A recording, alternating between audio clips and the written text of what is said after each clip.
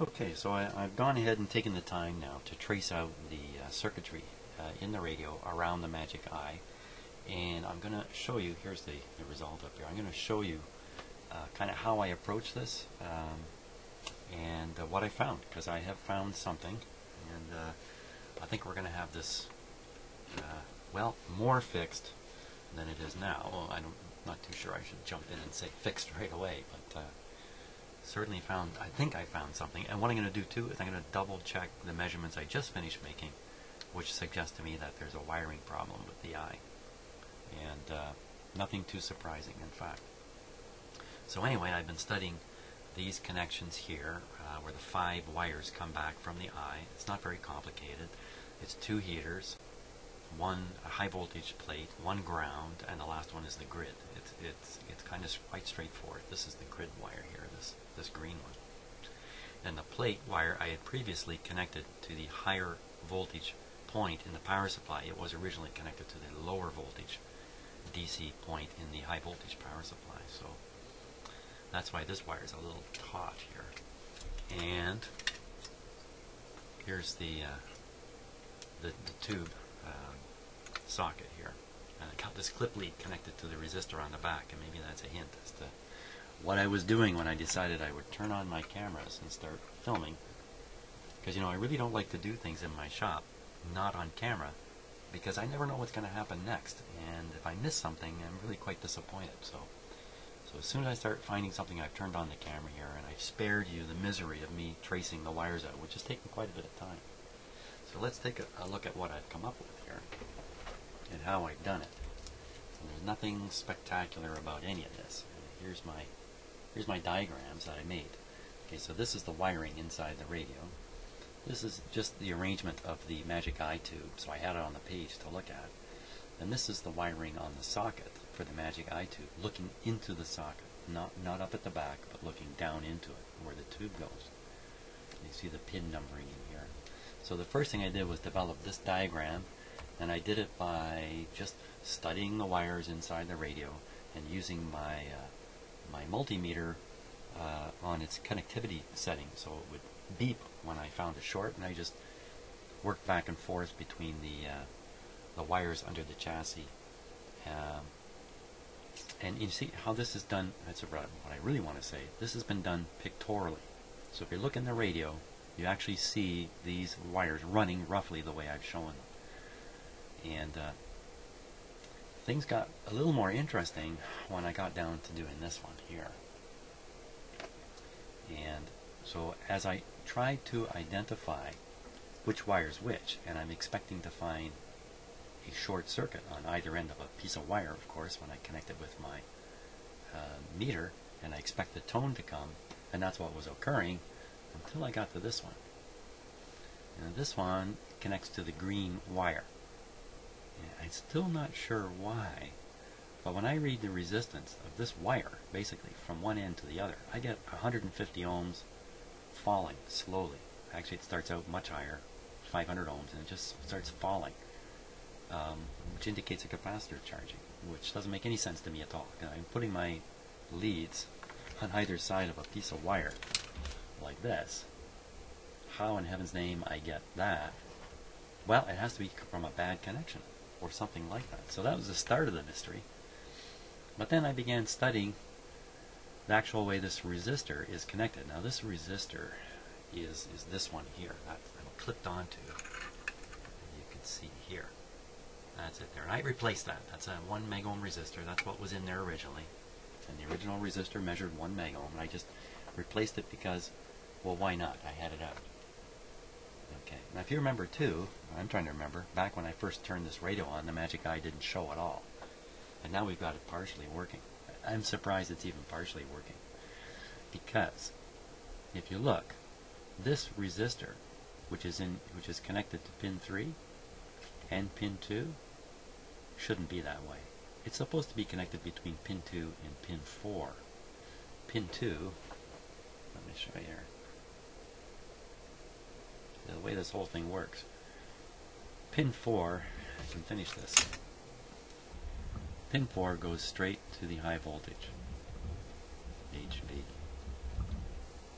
And it does. There's a glossy wire, heads straight to the high voltage. This is the one I moved to the 100, well, it's about 130 volts. And then there's a resistor that goes here, connects to pin 2.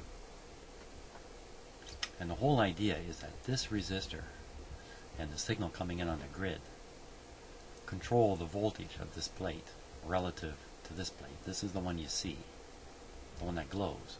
And this is a little deflector, which causes the eye to vary in its opening. You see, this thing is connected to the plate, and the plate voltage varies with the current going through this part of the tube. It's a two-part tube. So more current flows through this part, more voltage drop on this resistor, the lower this voltage goes relative to this.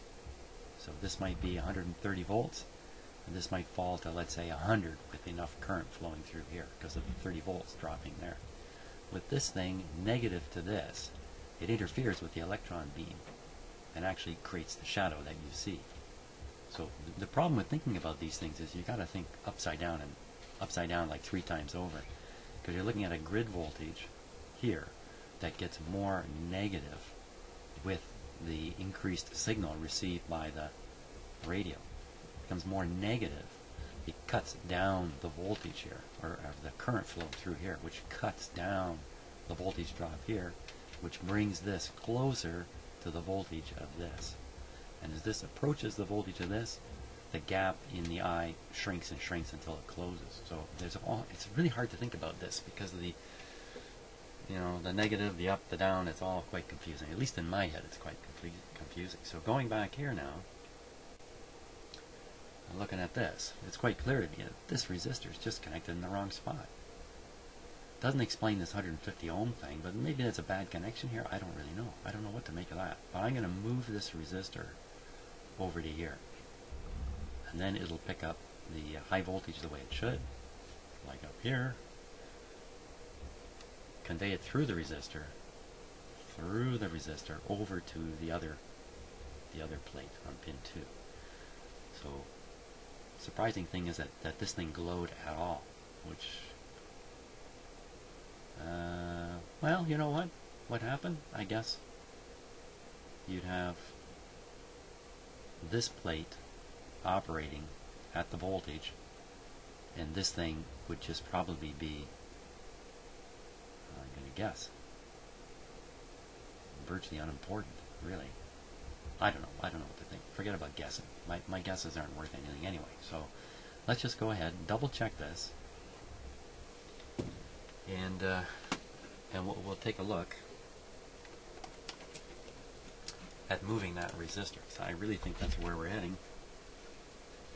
I think at the very least that'll make the eye operate. It may not affect its brightness at all, but it may make the eye operate. So that'd be a big step forward.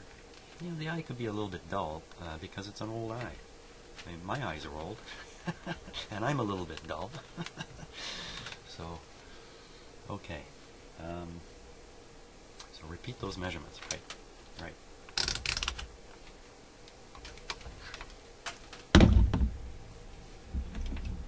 Okay, so we'll just be listening for a tone.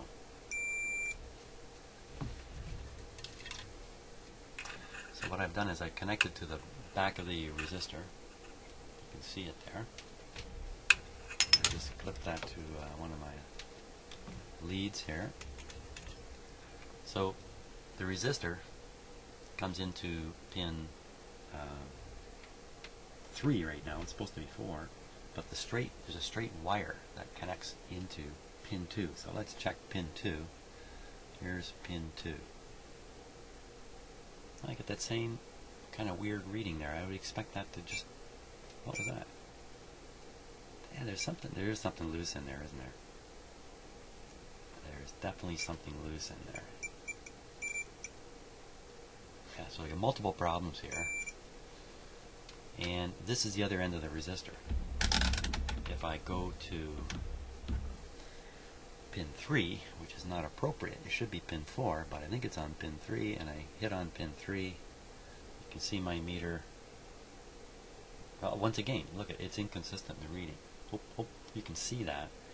it's heading to 1 megohm, but it kind of jumps around a lot. So bad solder joint, something like that. Now that should really be coming over to pin 4, but at pin 4 it's open, of course, because it's not going there. So I'm pretty convinced that that resistor is just simply in the wrong spot, and I'll bet you it was before I replaced it. I can't be sure. It may be me who moved it in the wrong spot. Yes, once in a while I do things wrong. So I want to get another. It's probably easier if I get another 1 megohm. Oh, another point. Under low voltage operation, the 1 megohm resistor should really be a 500,000 ohm resistor, according to the tube manual. In my tube manual, like all good tube manuals, fantastic information if you hunt through it carefully enough. Fantastic explanations of everything, in fact. So, I think I'll go ahead and try a 500K resistor. The reason for me doing this rather than stick another 1 meg in is I don't want to be changing this over and over. We already have every reason to believe that 1 meg's not going to be enough. If in the end the 500,000 is too low, I can fiddle around on the back of the tube socket and install more resistance without having to go into the socket again. But if I have to do that, I'll have to think about it at that time. So I'm going to fish up a half megohm resistor. Okay, so let's what we'll do is we'll disconnect at the back here first, and then I think I can desolder the resistor and pull it out this way, and goodbye to it. So what if I just cut that away or desolder it? Yeah, let's preserve the wire here, because I don't know what's next. Well, anyway, I think this is pretty good news for me, anyway, because it gives me something really hopeful here that I've got the right thing. I don't know how much you can fiddle around with this either before, like for instance, the covering on these wires is not very good. And the sharp wire out here can poke through it, and the more I fiddle with it, the more roughed up it all becomes. So.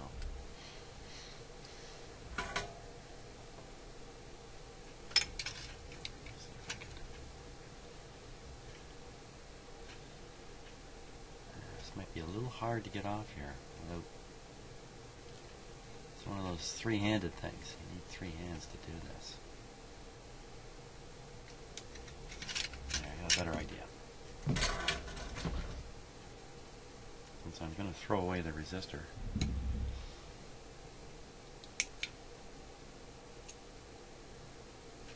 like that. Just cut the lead. I'll have a much easier time pulling it off here. There we go.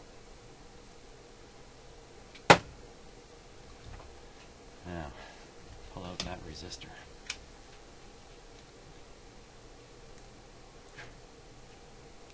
How to get that? I'm not sure how to do this. Let's see if I can get a grip on it. Again, it's another three-handed job here.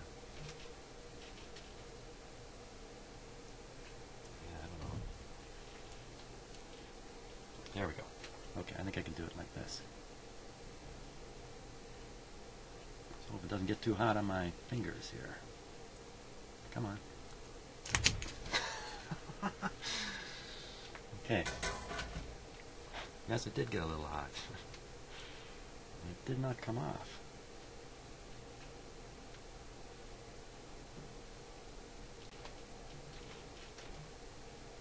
Ooh-wee. Okay. I have to get a little creative here.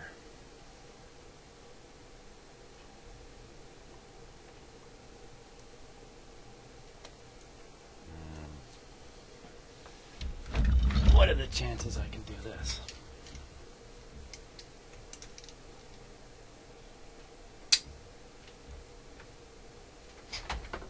There we go. I got my legs below this to catch the tool when it falls.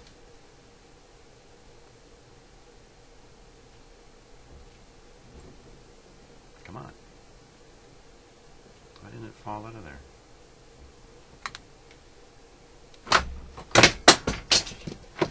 Yeah, everything fell that time. Okay.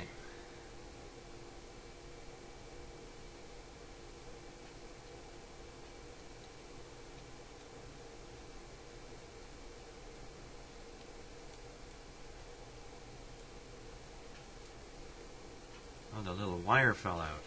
Oh, looks like I heated the wrong terminal there.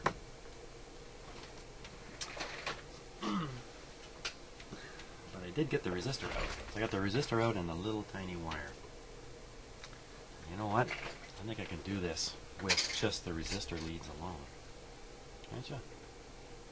So that's not the right one. Red, green, brown. Wait a minute. That's not right. Green, brown, yellow. This is the half meg. So I'm thinking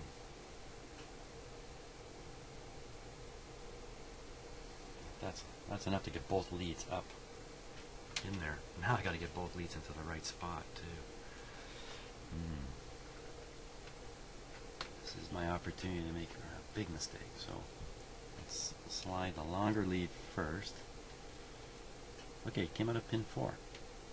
Perfect. And the other one,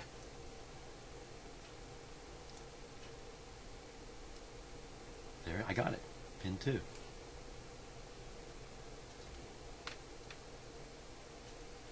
How sure am I that I have it right?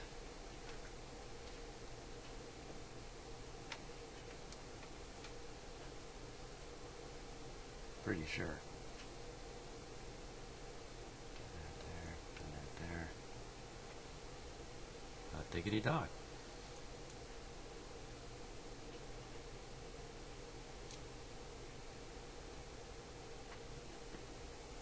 I guess, you know, in the world of meaningless phrases, hot diggity dog is pretty high on the list. But, okay. Let's solder that thing in there. I got a bit of a solder mess in here too. Okay, so what I'm going to do is I'm going to solder the long wire to get to fix the resistor in place so it won't fall out.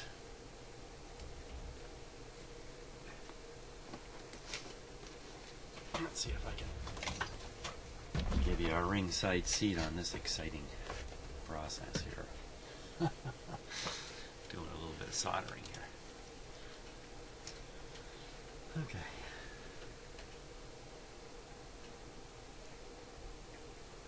Once again, it's another three-handed problem, so I'll bring over my extra hands here.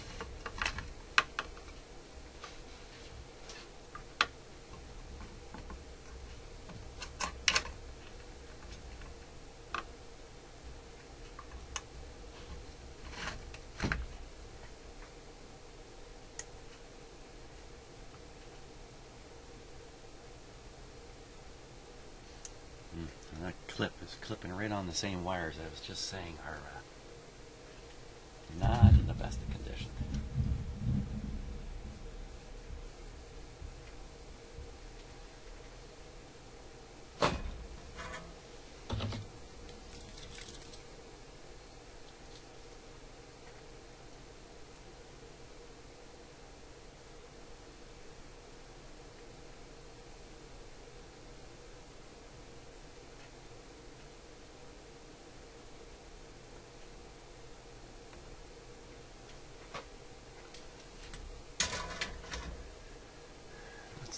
So sure about that. Let me take a close look here.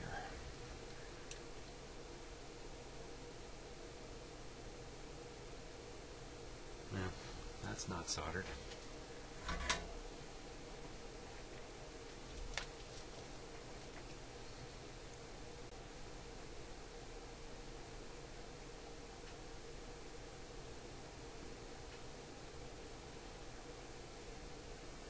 Looks a little better.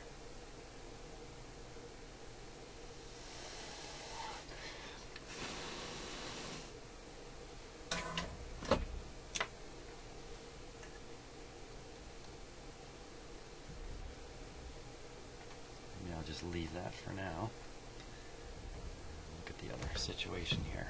We've got a bit of a solder blob fell right into the, yeah, there it is. It's barely there. Okay, so now we get other end of this resistor.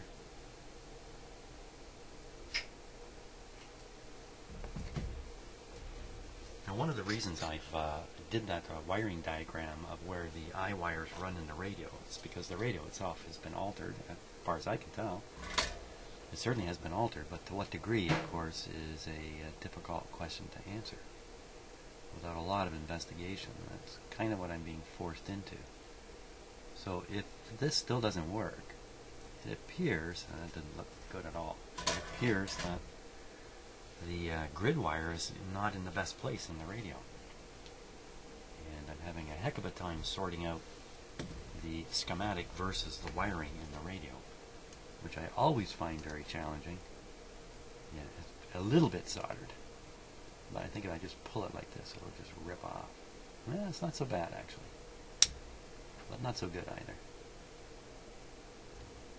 Let's put a little more solder on there.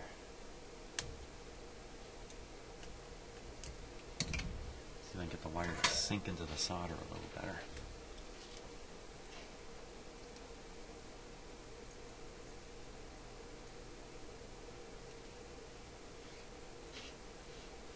There we go. Looks like that's a little better. A close look.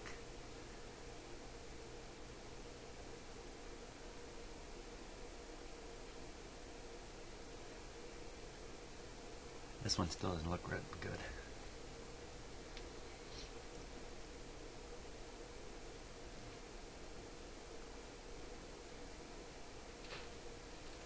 Okay, so I think this one's okay. Let's just give it a little tug. Seems to be okay. This one, I gotta take another run at it. It's just not enough.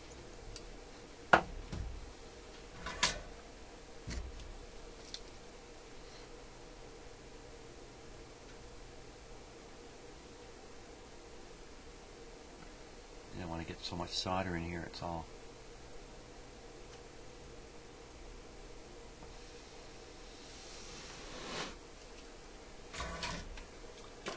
there we go. I can see with my eyes it looks good. Ah, diggity dog. The connector's a little bit beat up now, but I think we'll still be able to plug a tube in. Let's get rid of the excess wire here. And here.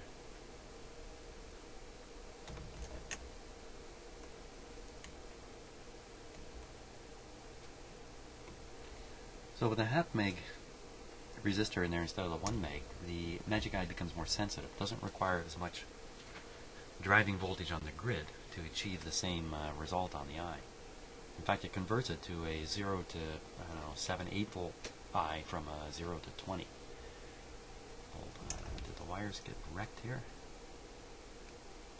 No, they seem okay. So, I think we're ready. Another thing is putting this piece in and out. Look, it's just been beat to heck. I'm not even sure what kind of material this is. It's some kind of a layered material. It feels like metal, but I can't imagine they put metal in this. It even looks like metal. That's really weird. It feels and looks like metal. That's the last thing they would want to use. Is it some kind of coated metal thing? Why would they put anything metal in there? I don't know. Let's see if I can get any action on it with my ohm meter here. I'd just be totally shocked if there was any way this was metal. I mean, it can't be. It would be suicide. That would be Magic Eye suicide. Okay. Or Magic Eye murder, I guess would be the right thing. I think there's still enough to it to do some good in here.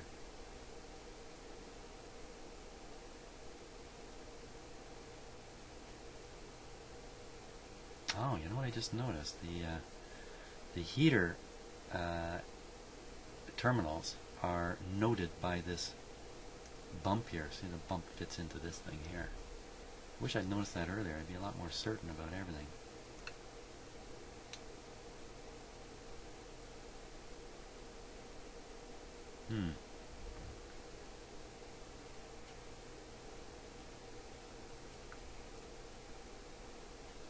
Pretty sure I got it right though. Hey, that doesn't mean anything. Let's take a test here.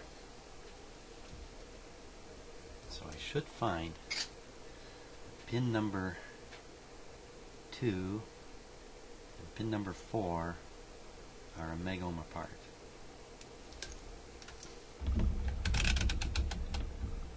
Let's see if that's what happens. Pin number 2 and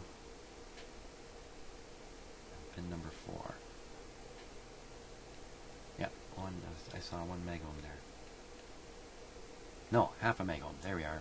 0.496 in fact. Okay, good show. Okay, so that tells me enough that I got things right. Now put this little protector in. I guess if you don't put this in, when you pull the tube out, all the pins are coming with it. And they probably never really imagined people taking this thing apart, probably repeatedly. You know, it's a manufacturing issue. Can you manufacture it? Not can you repair it? So there we are. Hot diggity dog. Hey, I said that again. I wonder why that is. Hope that doesn't upset my cats. You know, all these dog references could make them nervous or something.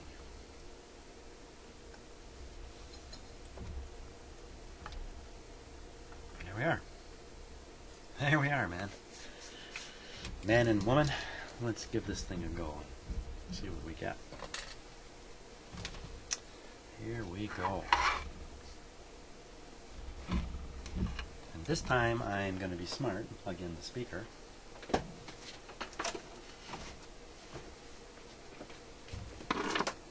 Well, I'm going to plug in the speaker. It remains to be seen if I'm smart.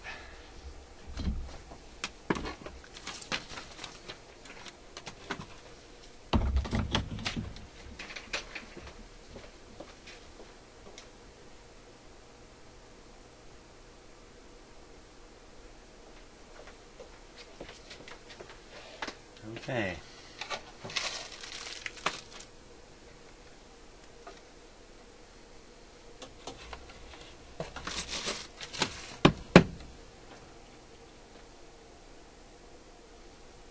Plug that in. Now, the last time I was testing the radio, a video or two ago, I was doing it without the speaker plugged in, and I know I didn't have the speaker plugged in, but somehow I forgot that the output transformer is up on the speaker. And boy, I've made this kind of mistake a number of times here, and I guess there's something about the way I think about speakers that leads me into these, causes me to forget things or to make assumptions or whatever it is. Anyway, I seem to make a lot of mistakes with speakers plugged into radios. But anyway, got it plugged in now. That'll put more load on the power supply, and that will cause a larger voltage drop on that 270 ohm resistor that's in series with the diode in the power supply. Last time I measured the drop, it was a couple of volts, and I just wrote it off as being meaningless at that point. But we did not have the output tube drawing current. We try that this time, we might find something significantly different, and then that might raise some questions about the B plus in this radio. Is it really high enough to operate the tubes? But anyway, let's check this guy out now. So I'm going to need to run a signal into it.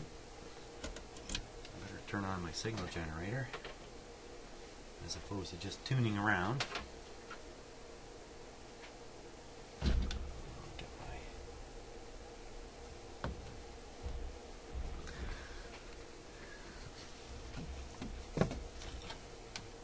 I just go right on the antenna.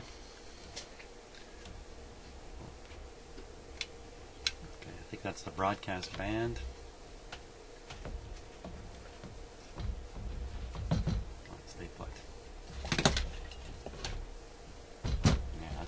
this tool for.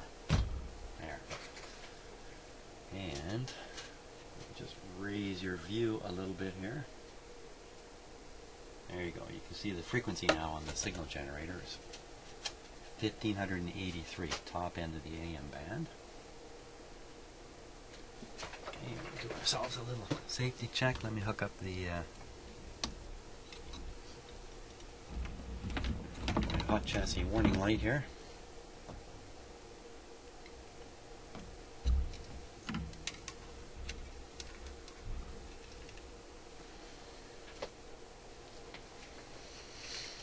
Okay. Everything is set. Straighten up a little bit before we put power on here. I don't like having too much stuff out on my bench when I'm first starting something up, in case I have to act fast. Can't act fast with a pile of junk on your bench. Okay. Yeah, act fast would probably amount to me getting up and running out of here, so maybe it doesn't really matter how crowded up my shop is. Here we go. Switch is on, volume is down. There we go. Radio's not plugged in, not going anywhere. Plug it in. Okay, here we go.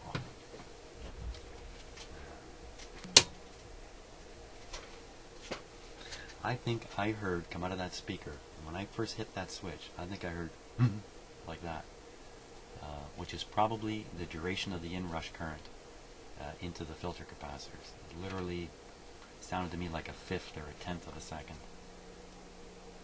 Here we come. Now, what are we expecting to have happen? That eye should be on.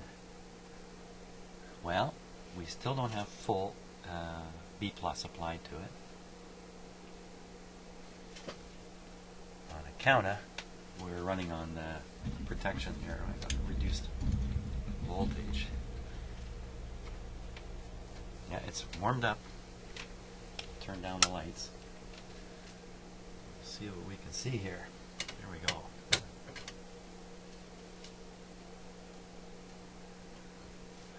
Let's bring around this camera so we can get a good look at it.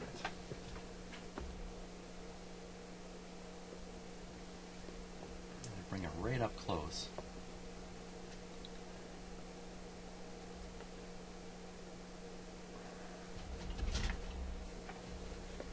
I need a better box. Oh, here's a better box right there.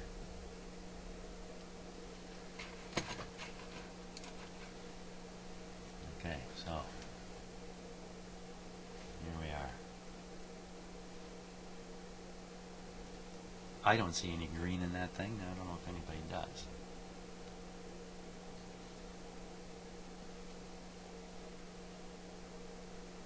Maybe a slight tinge of it.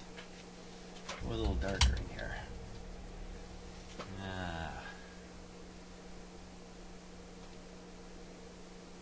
Okay, other than my camera is moving here, I don't think anything funny is happening.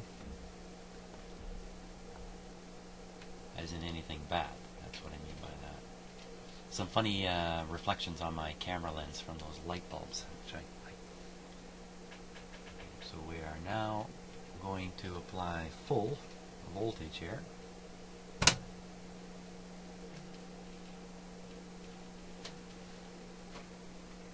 I don't see any glow in that eye now. We had more glow last time.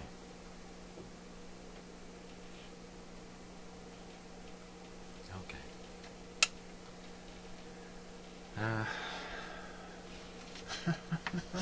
I wanted it to be a big bright thing winking at me. That's what I was hoping for.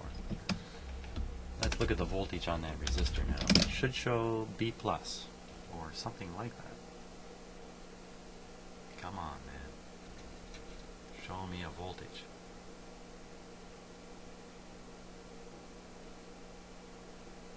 $35 volts. Okay, so what's that mean? 35 volts means that the target, that the triode is conducting, which means the grid voltage is not very negative. Okay, and no surprise in that. We already know this thing can't generate much grid voltage. But why is it not glowing brighter now? Well, let's tune in the signal here on the and see what we get.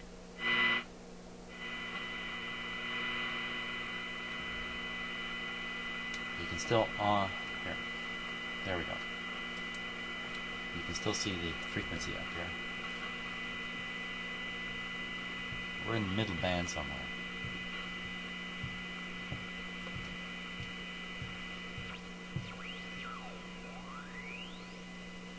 Okay, did the eye do anything there?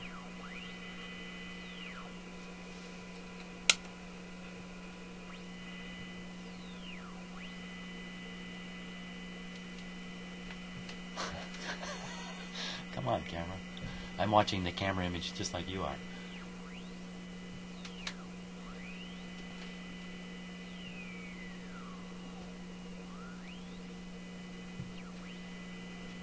I don't see a doggone thing there.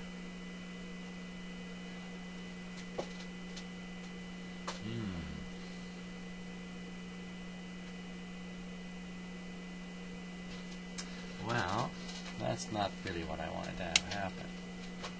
Let's try the other eye and see what happens with that. So we got to shut the set off. And I have another eye right here. Nothing like having a spare eye. The sad thing is I tested the eye I'm disconnecting now. I tested this eye and in my tube tester it seemed to work just fine.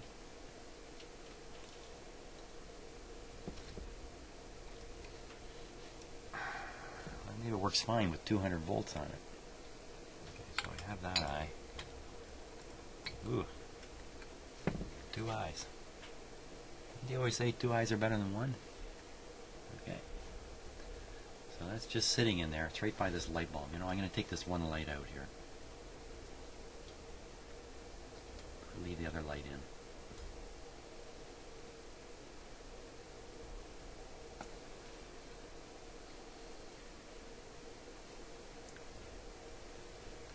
Up, get that other light out of view, and here we go. First on current restriction.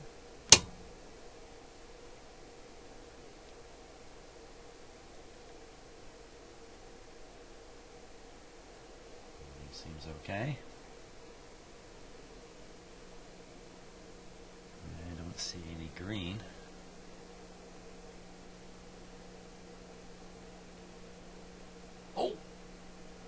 Look at that! Hey, we're on low voltage here too. Okay. Hot diggity dog. Let's tune the signal generator.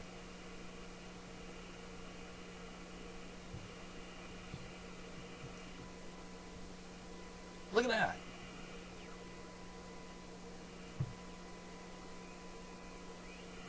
Oh, happy day. Now how come the other one didn't glow like that?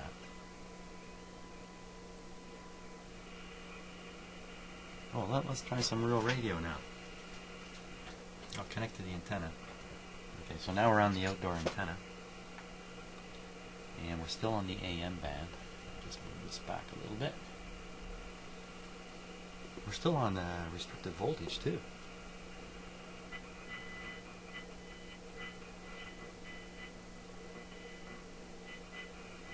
I think a strong signal might close that eye entirely.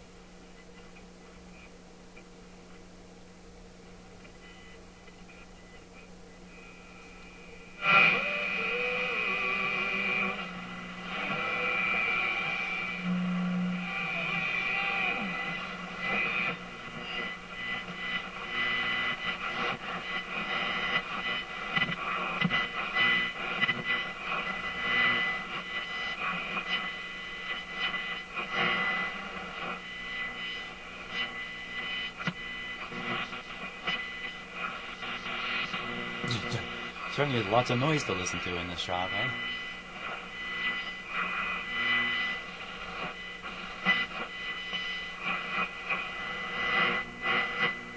Wow, it's working. Hey, let's put it up on full voltage now and see what happens. Here we go. Well, it got a little brighter. I'm sure it's still working. There it is. Hey, you don't even have to listen to the sound and don't know what to work with. Why didn't that other one work? That's a thing of beauty now. That really is just what it's supposed to look like. Wow. Cool. I think we should plug the old one in one last time. We'll turn off the power and plug the old one in again.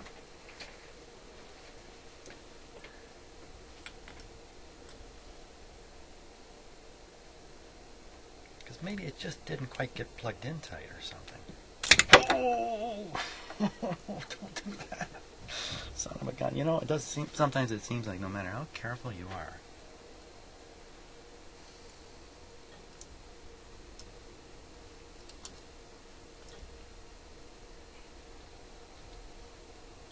you know, I dare say this went on a lot further this time. I dare say that. Okay. There we go. Now I'm real hopeful. I actually have my fingers crossed, even though I've scientifically proven that crossing your fingers doesn't help in these situations.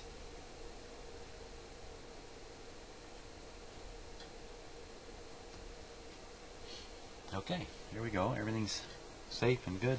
The other eyes that were there. There we go. Whoosh! You can really see that light take the beating there, eh? When I first turn it on.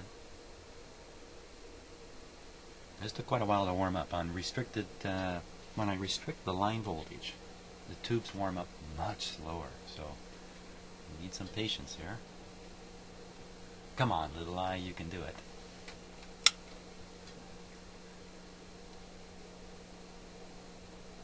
There's a little bit of green there.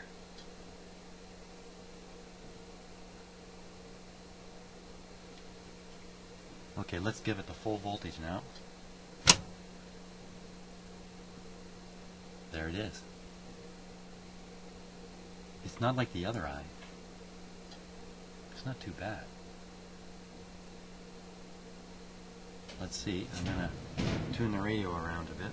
That was my furnace coming on, by the way. So let's give a little volume here.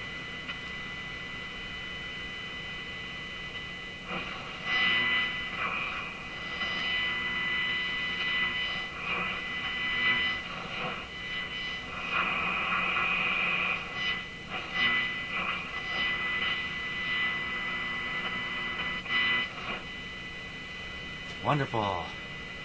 Wonderful. Wonderful. Man, that's great. You know, it just turned out to be a stupid wiring error. And a weak eye tube. This eye tube's definitely weak. Under normal light, let me turn on some more lights here. Look at it with my regular eyeballs. You probably wouldn't know it's on. But the other one is really bright. So I think what I'll do is I'm going to replace it with the bright one on a permanent basis here. So let's do that. I'll shut her off.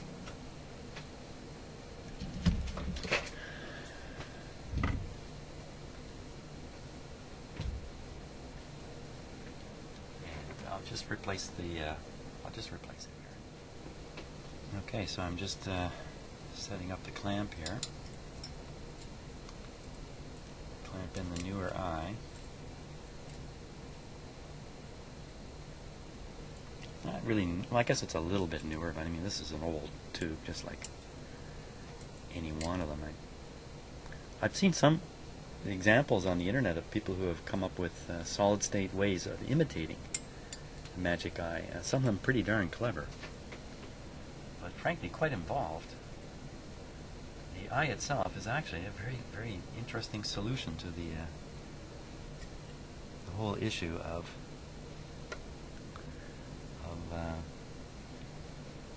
measuring a signal. They take virtually no energy from the signal system, if you like. If I can put it that way.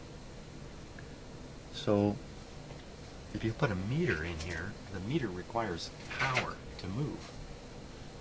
This tube actually doesn't require really any power to, quote, move. It requires power to operate.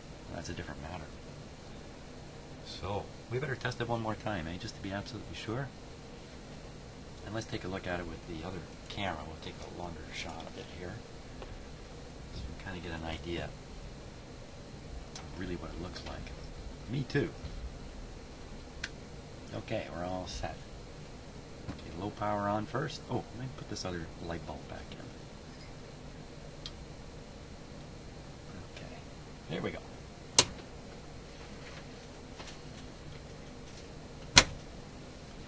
So that's full power already.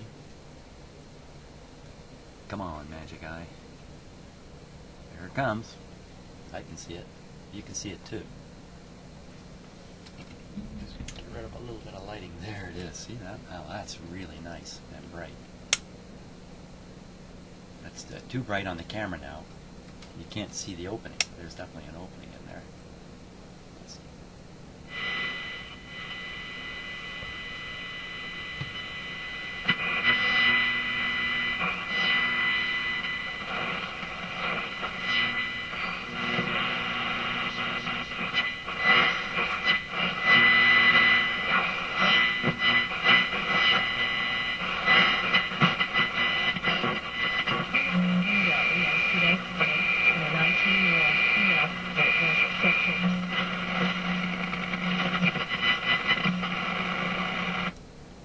I give it a big thumbs up. Okay, you know what? So what have we done to this radio? We've done lots of stuff to it now. I can't remember everything I've done to it. But it's working quite well now. Hey, let's go on the shortwave band and see what we can find up here.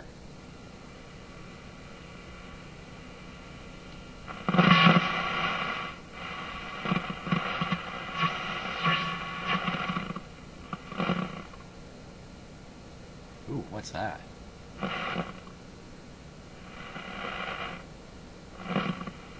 the heck would that be?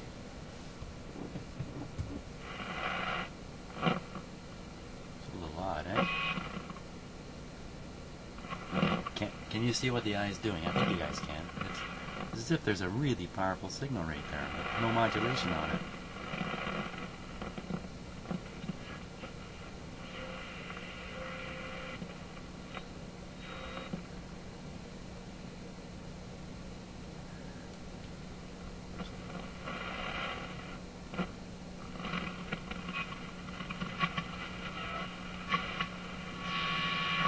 Tricky radio to tune. The band spread is very, very small. Especially when you don't have a knob on there either. There's something funny going on right there. Let me give you a closer look at that, just so you can really see what I'm talking about. I just tuned by this spot.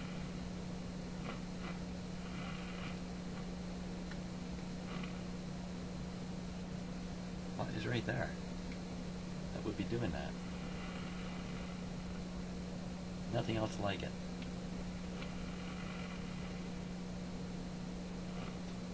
Well, no, this radio just won't quit, will it? It's largely working. I've got some kind of weird oscillation there. Or there's something in my shop here that's producing a signal that I'm not aware of.